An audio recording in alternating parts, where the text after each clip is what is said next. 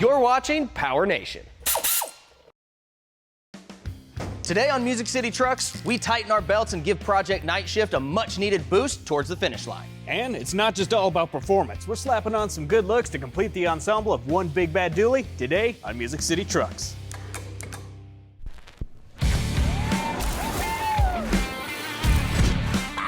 Nothing cooler than an old pickup, am I right?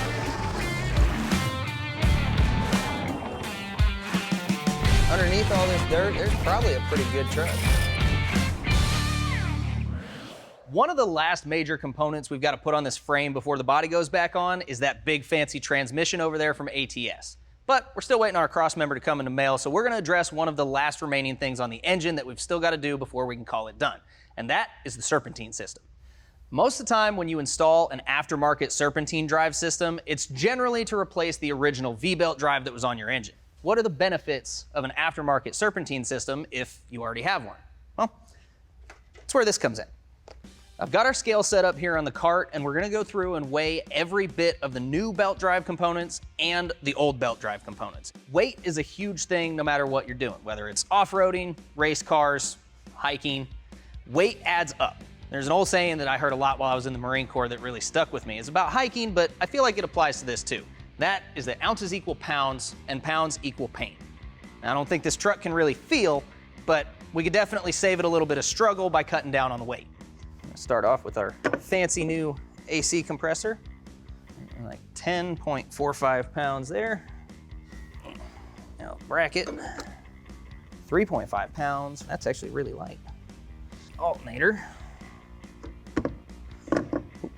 12.30. And now we're gonna do a lot of these small parts at the same time because I don't feel like picking stuff up and dropping it back down all day long.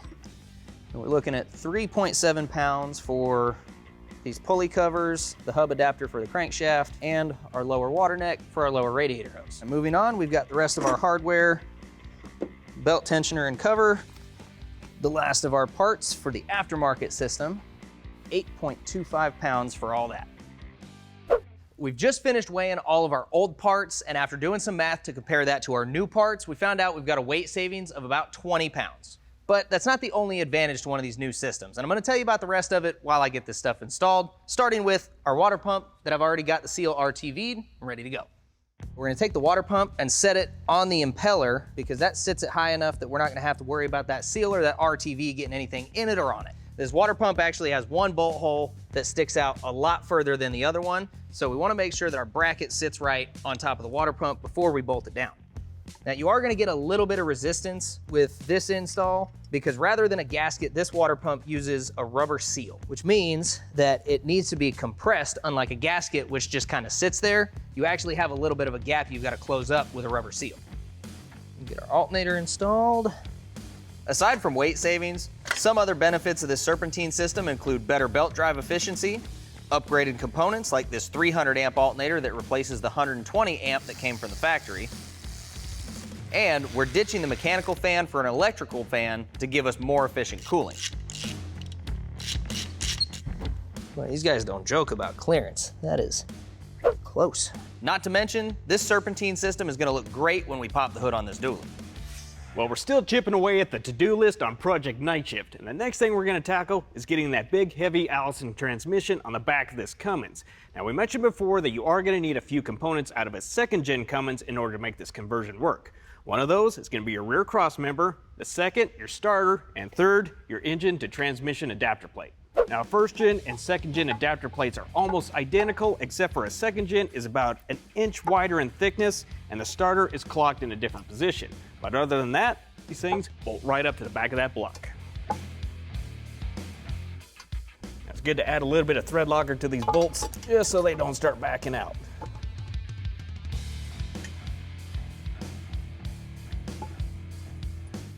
Now keep in mind this is an aluminum case, so you don't want to crank down on these bolts too much. Otherwise, you will crack it.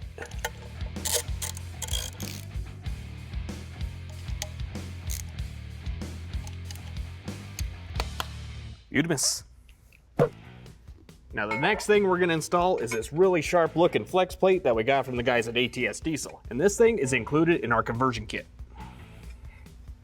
Torque spec on these is 105 pound-feet.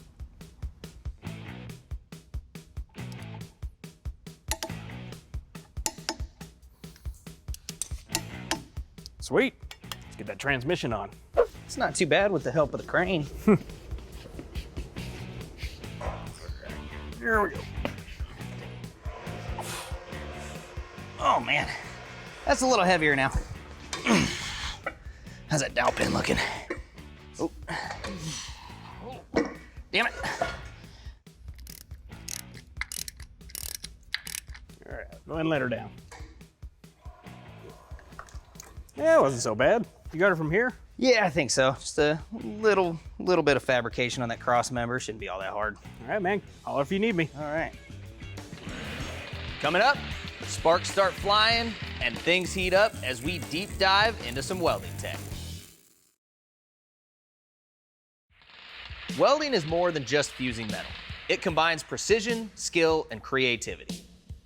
It's a dance of sparks and heat that transforms raw materials into something with form and function. Whether it's a pickup that hauls your family or a trailer hitch that connects you to your passion, welders are the unsung heroes of our industry. It can seem like a lot of work sometimes, but it's an invaluable skill that takes time and patience, and it'll reap infinite rewards if you invest in yourself and take the time to learn how to do it. Seems to be. There we go. Modifying this Gen 2 crossmember to fit our frame took a lot of time and effort, but doing it the right way and making sure it's safe and sturdy is always in your best interest when making any kind of modifications on something as important as your frame. Thank you. Sharpie cam. I've got everything bolted together and sitting just about where it's gonna stay, so one of the last steps we've got here is to get our plates welded onto this frame. Now we're welding right near the fuel tank, so I've got a welding blanket over there to cover that up for safety. But welding near fuel tanks isn't the only potentially nerve-wracking thing when it comes to doing frame work. For a lot of guys, the welding itself is a big challenge. So we got a hold of our friends over at Forney and had them come over to give us some tips and tricks to use their equipment for welding on frames. One of the more popular subjects in the truck community in recent years has been shortening long beds into short beds. And it's primarily been done with square body Chevys, but this is not a square body Chevy frame. This is actually a 2011 F350 frame we've had sitting around the shop for the last few years. Obviously, the idea of cutting a frame and having to weld it back together is probably a little bit scary. So we're gonna try and take the fear out of frame welding and show you guys at home how you can safely shorten your frame. Now, before we start actually marking and cutting things, you gotta make sure that the frame is level, front to back and side to side. And front to back, we are perfect. So, we wanna make sure we avoid this kick up right here so we don't have to worry about any weird angles or anything getting thrown off. Now, we're gonna be using our square to make sure we get a nice straight line right across the frame. And we'll just run these lines the rest of the way down our frame. And then of course we will be double checking our measurements before making any cuts. I want to explain why we're not utilizing a Z-cut as opposed to the way we're actually doing it. With a Z-cut, you cut your frame in a different orientation so that the two halves kind of puzzle piece together. But in an effort to save time, we're going to be fully removing our front spring hangers, getting them out of the way, cutting the frame in half, getting these two pieces stuck back together, and then we'll fit the spring hanger back on. Now, we're almost ready to get this hanger off of here, but there's one more thing we need to address before we can remove it. We can either trim this cross member from our cuts here, or we can punch the rivet out, which is what I'm gonna be doing, and that'll give us at least an idea of where this hanger needs to go back on once we stitch the frame back together.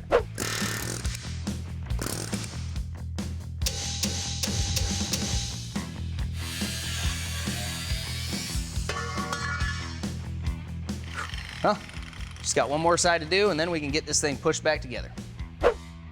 Now that we've got our frame cut, it's time to get it welded back together. But before we do that, this metal is a lot thicker than what we usually work with, and we want to make sure we're getting good penetration with the welder. So we brought Gabby back in from Forney. She's gonna help us get our welder dialed in. The reason that we have this over here to kind of practice on is obviously so that we can make sure that this is done safe. So we're going to play around with our heat a little bit, make sure that we get good penetration and good tie-in on our welds before we get going and transition into the frame to weld it back together. So we'll play with some scrap first. What I'm gonna do first is I'm just going to pick a good setting. So we'll start at 37.7 and our wire feed speed will start around 400. So realistically, that's not a bad setting. We got good tie-in here. We do have a large gap in our cut here, so we will have to build that up a little bit, but you can kind of work past that and slowly build in your welds so that you can reduce the heat, so you reduce warping. We have a lot of weight on this frame, so hopefully we don't get a lot of movement, but it's always possible for something to distort because of heat. So let's go ahead and do another weld here and just make sure you still got a good setting.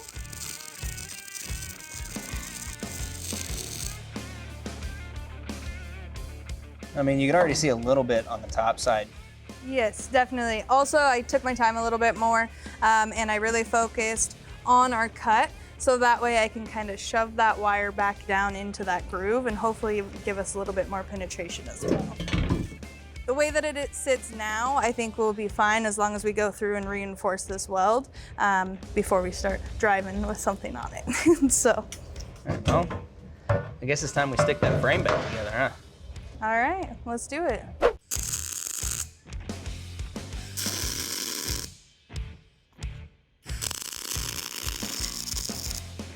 It's not too bad.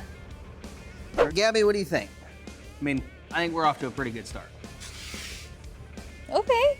Yeah, it doesn't look bad. Looks like you got good tie-in. You're still gonna add a brace though, right? So that way once we unclamp this, all right, awesome. I think you can go ahead and finish this out. But I know you got a busy day. You know, you still got some stuff you gotta do with the guys down the hall. So I'll let you go and keep plugging away at this. Awesome, well, good luck. All right, thanks. Up next, we wrap our new cabin turbo in a nice blanket to help keep things cool. Well guys, Project Nightshift is about to reach another milestone moment. We got the transmission on, cross members done, we're ready to drop that body back on. Eric, hit it. A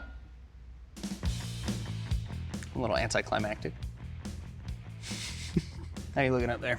Go ahead and stop right there. We'll have to, whole thing needs to go back. I got you.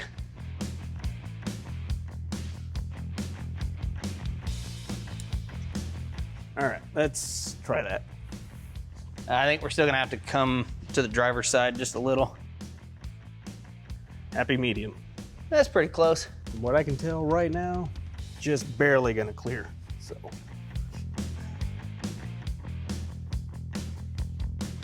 Oop, I might have got it. Back just a little. Yep.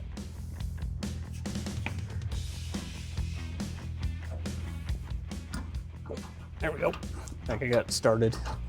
I think it's lined up. Just might have to have you come down a little more. Just a little more. There we go. There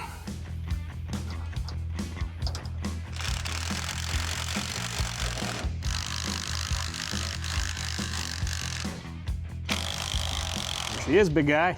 Well, Give her the old stamp of approval. looks to me like we've got a cab again. Ain't going nowhere. Let's take a step back. Looks like we got about, man, we probably got a good 2 inches of clearance on the transmission, so we're good there. Awesome. That's one less thing we gotta modify. Air 5. Awesome. Now that we got the cab back on the chassis and everything on the outside's looking pretty spiffy, we're gonna go ahead and focus our attention towards cleaning up the inside. Now, as far as rust goes, we actually got pretty lucky on this old truck. There's a few spots of surface rust that I'm just gonna go ahead and buzz down with the DA. I'll rust treat those, and then we'll move on to some sound deadening. 80 grit sandpaper is going to be your ideal abrasive here. You want to be able to cut through the rust just enough to get down to the bare metal until it's smooth and shiny instead of brown.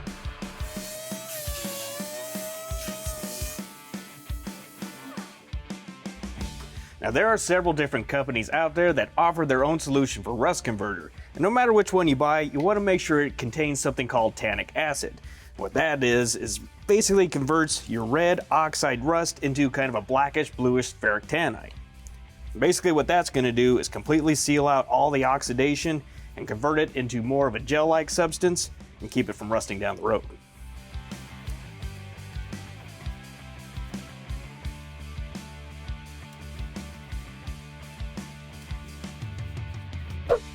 By far, one of the most underrated upgrades you can make to your project car or truck is adding sound and heat insulation. Now, just standing on the inside of this cab, it's almost like I'm standing inside an oil drum. And take a listen to this. and that sound just completely reverberates throughout this whole thing. But after we get done installing this Coolit Supersonic acoustic mat that we got from the guys at Thermo Tec, you're going to notice a significant difference. A little bit of forward planning is crucial here. You want this stuff to seal in nice and tight into every canyon and crevice of your cab. Be sure to press down firmly to eliminate any air pockets to create a nice tight seal. That should do for our shape. I'll go ahead and peel this backing off, get her stuck down. You're going to want to be sure to cut out spaces for anything like your floor shifter or mounting holes for your seats. And you're definitely going to want to keep that blade or box cutter handy to trim off any excess backing or material.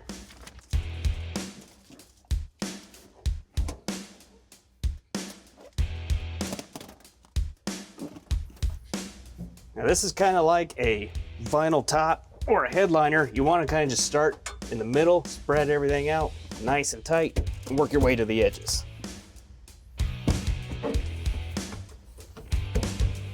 Just get into these little nooks and crannies and tighten it up. And don't forget to do the back side of the cab. And you can even do the inside of your door skins if you're feeling froggy. Well, looks like everything is firmly in place. Let's go ahead and do our sound test. Oh yeah, as you can hear, that is a significant improvement. And you know what? At the end of the day, this stuff is also going to help cut down on heat because black trucks in the summertime, not that fun. Coming up, we slap the bed on our dually and give this Dodge a new pair of shoes. Another thing we got from the guys at Thermo Tec is this turbo sock. Now how this little guy works is basically it sits right on top of the housing, and what it does is it keeps any unwanted heat transfer from your engine bay from getting into your air intake system. Now the turbo itself is a BorgWarner T3 that we got from Summit Racing. It's got a turbine wheel size of 74 millimeters and a compressor wheel of 54 millimeters, about a 50% increase from the one that we got from the factory. Now while I slap this thing on here, I got a little tech tip for you guys. And that would be choosing the right turbo for your application. Now from the factory, this truck had about 150, 160 horsepower, but between that P-pump swap, different cam, bigger injectors, we might be hovering around that 300 horsepower range now. So since we had about a 50% increase in power, that enables us to do 50% increase on our turbo. So what are the repercussions of using too big of a turbo? Well, what'll happen is it's gonna take you forever to build boost. And by the time you finally do build enough boost, the other dude's already gonna be at the finish line. So at the end of the day, it's good to look at both ends of the spectrum and find your happy medium. If you can find that perfect turbo for the amount of power that you're putting out on your engine, man, there's not gonna be a whole lot of dudes on the drag strip that can keep up with you. And one last thing, when you do go to buy your turbo, use a reputable company. Don't just go off of one of those auction sites that just sell the cheapest ones that they can make, because it can cause even more catastrophic failure to your engine, the turbo, or yourself. One of the biggest dangers that your engine can face is actually one of the smallest. Particles of dirt, rust, even water can get in your fuel system and cause all kinds of issues. That's why we called up the guys over at Blessed Performance and got this FASS Signature Series titanium fuel pump and filter system. Now the first step of this install is going to be to get this extra vent put in on our filler neck. Let's take this vent and I'm going to get it as close as possible to our inner filler neck, and then I'm going to make a mark where I've got to cut it. And if you're using this type of a cutter and you have to kind of roll your hose into it, just make sure your blade's lined up. That way, when it does start to cut, you're not off your mark. And of course, don't forget your hose clamps. We're just going to get them snugged up and then tighten them the rest of the way by hand.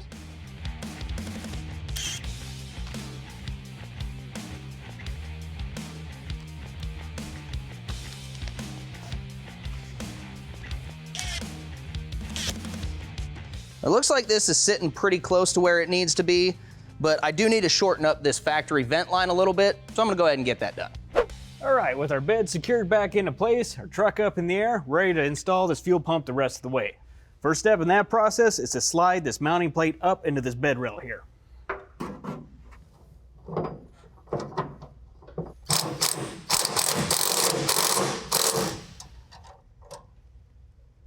Now this kit also comes with two different styles of filters. One is an air and water separator, and one is a particulate filter for all your solids. And this is also another reason why you have to have a much higher gradable pump, because you got to be able to pull all that fuel through both of these filters. And you may note on this bottom one, it has an O-ring, so just make sure you put that in before you put that filter on. All right, got both filters on, so now we just got to tie into our pigtail that'll run all the way up to the battery, which we don't have a battery yet, but we do have to also install some of these fuel lines, both our supply and our return line. Those got to run to the P-pump, so all that's just gonna have to wait for another time. Now obviously we couldn't do all this cool paint work without also adding a set of tricked out wheels. So I called the guys at Custom Offsets and they sent us this set of Ultra Motorsport Scorpion 022 dualies, along with a nice set of brand new off-road tires, measuring in that 35 to 10.5 range. Let's get these things on here.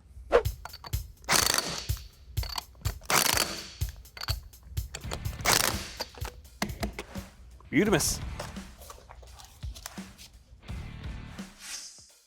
Man, Eric and I have put a ton of work into this truck. That custom paint alone was enough to break the average builder, but we're finally getting close to achieving that look we set up for when we started this project. Cabs on, beds on, new custom tires and wheels, new turbo, transmissions in. This thing's finally starting to look like a truck again.